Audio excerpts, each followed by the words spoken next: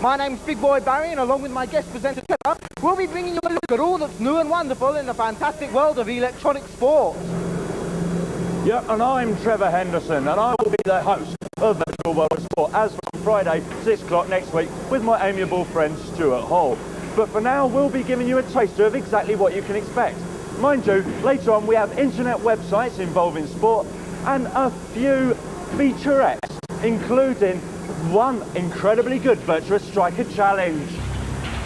So that's the Footy Challenge tomorrow on Games World's Virtual World of Sport. You'd be a given to miss it.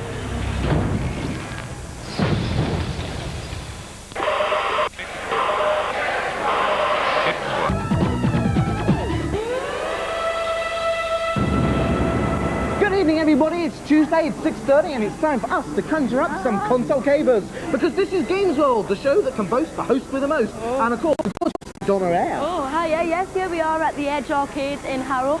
Tonight's show's got a certain Sonic feel to it. It does indeed, because we'll be taking a look at supersonic races for the PlayStation and what may well be the last big Mega Drive release, Sonic 3D. Then we're going to be giving you the latest news on N64, only 4 months before its launch. It's getting near. Now let's chuck the chat and let's get to the games.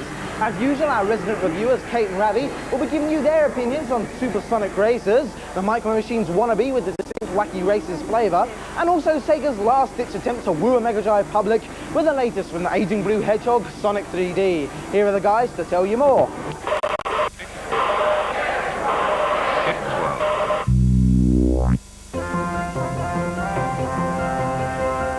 If Madcap cartoon racers seem familiar, then it'll come as no surprise that this game is brought to you by the depraved minds behind the classic Micro Machines 2.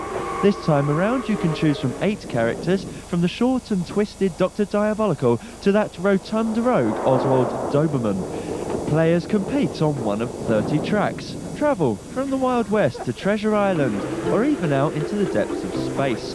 Each track features a unique hazard, half-finished bridges, floating rafts and even an enormous cannon that sends you flying over a sea of sand dunes. There are several racing modes, but by far the favourite is the simple 3-lap burnout. Now, when I first saw this game, I thought to myself, hang on a minute, this is Micro Machines, it's so similar. I mean, you go around some tracks, use speedboats, racing cars, air balloons, and I mean, in one-player mode, you know, when I was playing all the way through the game, learning the tracks, I actually got bored of it towards the end because I'd seen it all before in Micro Machines. But the game actually comes into its own with a multiplayer option, and Kate's going to tell you about that. Yeah, the multiplayer option is great. You can play up to 8 players at a time. To be honest with you, this is a great game. I mean, Micro Machines is excellent, but if you want the next one of those, you're going to have to wait until March. This is a really good substitute. It's totally addictive. The one gripe with it, when you're playing in the multiplayer mode, the person in front can't actually see where they're going until they've got there, which is very often too late. But apart from that, it's still a really good game. Totally addictive. For me.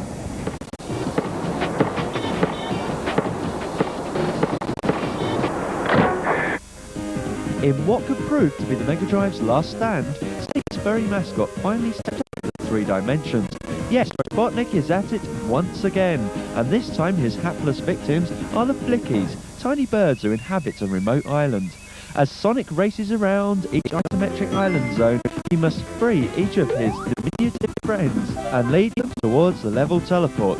Naturally, Robotnik has left an entire horde of nasties to slow you down. Giant bugs attack from all sides, and the Flying Fiend himself makes an occasional deadly appearance. This is an all-new 3D world for our hero, as Sonic embarks on what could be his final battle.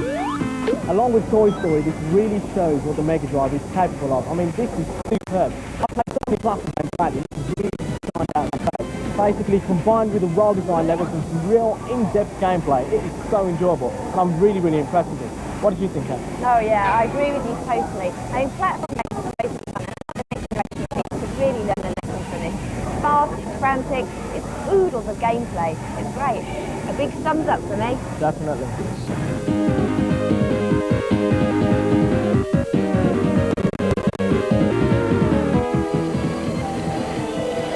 As you no doubt know, in Japan, the only thing that's bigger than Donna at the moment is the Nintendo 64.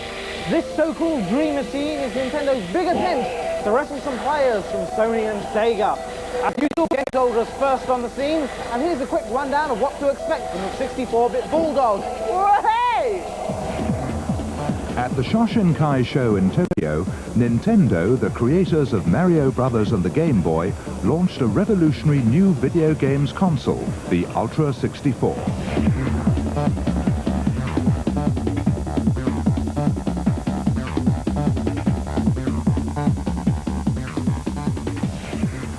Thousands of journalists and games developers from all over the world came to the show to find out about plans for the new machine.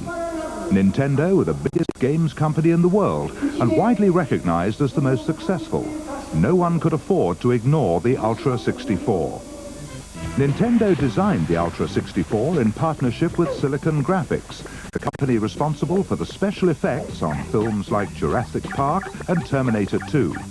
The result is a console with the power to bring totally realistic graphics worlds into your home. But before playing the games, everyone had to get to grips with a controller, which is a totally new concept and design.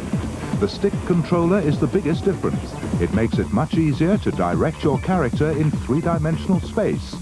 But there's also the traditional D-pad and select buttons, which are still part of the game player's technique.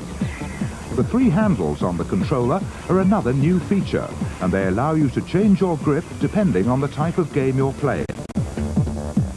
There's also a special memory card which plugs in underneath the controller. It allows you to store customized game or controller settings. You'll also be able to save your friends' best games so you can compete against them even when they're not there. Nintendo believe the unusual shape of the controller, combined with the thumbstick, will encourage game designers to invent different gameplay techniques and take video games in a new direction. There are 30 games in development for the Ultra 64, including this, Star Wars Shadows of the Empire. British company Rare are developing 2 games for the new console. Blastozer, a construction robot dig-em-up, and licensed to thrill, GoldenEye 007. Although there are now a confusing array of video game consoles available, the Ultra 64 will leapfrog all the existing super consoles, introducing a new wave of superior games to the public.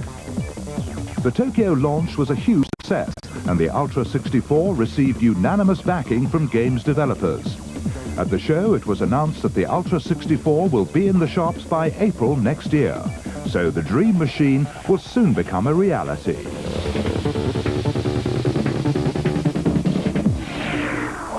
Hiya folks, now it's time for our nightly competition, Barry's Bumper Bag. And this time my enormous sack is throbbing and heaving under the sheer weight of red hot goodies lurking inside. We'll give you the question in a second, but first of all, Donna, tell them what's inside. Right, we've got a Super Nintendo game, I like the look of that one. Yep. We've got a polo shirt. Very nice. We've got a t-shirt. Lovely. We've got a nice Game Boy game. A Game Boy game. And we've got a nice red Game Boy this time. Oh, and lovely. you don't get Barry's sack this week, I was told. Unfortunately not, but you do get everything inside. To begin with a chance of winning the entire shebang, all you need to do is answer this very simple question. What was the name of the PlayStation's original development title? Was it A, the Power Station, B, the Percy Station, or C, the PSX? We'll be giving you the address to send all your entries into at the end of the show. The first correct answer out of the bag will win everything. And as usual, we'll be posting the winner's name on our website in the not too distant future. Good luck with that, but now I think it's time to take a break.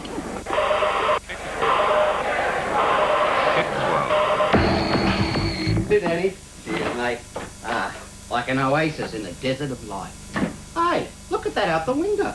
Isn't that Jolene running off with the postie? Yeah, but look over there. Jenny's in the Collins's pool skinny dipping with Joel and his long-lost brother Brad. Hello? What? The postman's wife's dead. If a program spends more time selling you products than showing you the plot, we're here to ITC they don't get away with it. Come on, baby, just a little further. And if we can...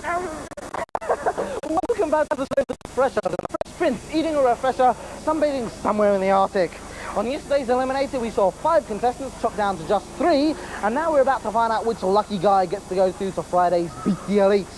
We'll be making a brand new series of Fight Night in the not too distant future, and we'll keep you posted on details of how to enter. But for now, here's the man with the plan, Mr. Bob Mills.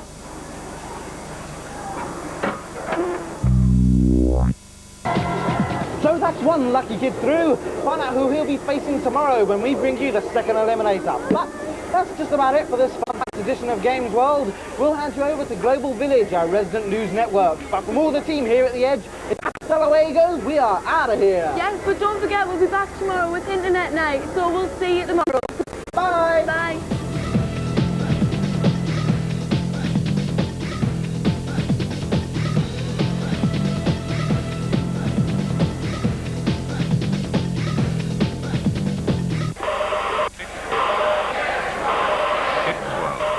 And now a Games World special treat. One of our videators in action from a forthcoming Beat the Elite. Yeah!